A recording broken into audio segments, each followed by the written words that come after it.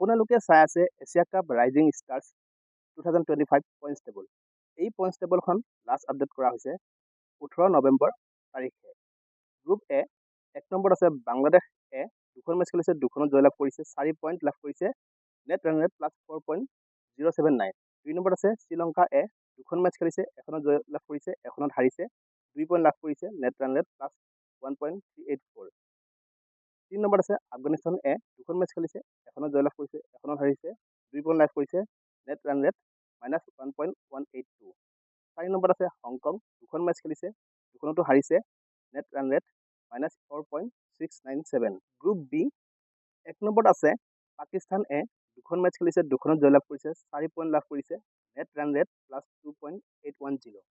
2 নম্বৰত আছে ইণ্ডিয়া এ, দুখন মেচ খেলিছে, এখনত জয়লাভ কৰিছে, এখনত হাৰিছে, 2 পইণ্ট লাভ কৰিছে, নেট ৰান ৰেট প্লাছ 2.245।